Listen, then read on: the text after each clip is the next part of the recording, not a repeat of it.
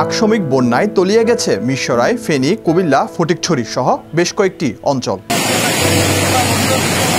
বন্যাত্ম মানুষের জনজীবন যখন খুবই কঠিন, ঠিক তখনই সাহায্যের হাত বাড়িয়ে দিয়েছে চট্টগ্রামের সুনামধন্য ব্যবসায়ী প্রতিষ্ঠান এসএ ফ্যামিলি।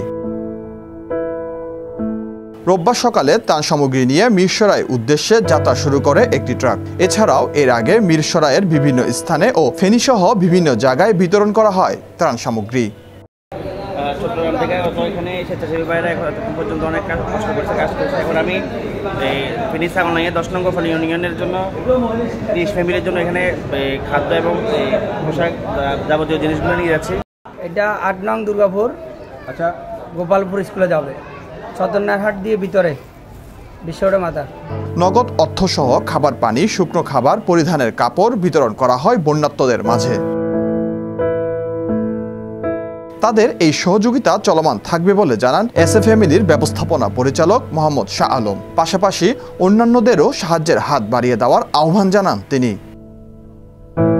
যারা বন্যাত্মদের সাহায্য করতে চান তারা চাইলে সংযুক্ত হতে পারেন এসএ ফ্যামিলির সাথে। নগরীর আইস ফ্যাক্টরি রোডের পশ্চিম পার্শ্বে আল হামিম ইনস্টিটিউট, আইস ফ্যাক্টরি রোডে আননিসা একাডেমি ও তাওহিদুল উম্মাহ মাদ্রাসা এবং নগরীর সিআরবি তাসফিয়া গার্ডেন রেস্টুরেন্টে জমা দেওয়া যাবে ত্রাণ বা নগদ অর্থ।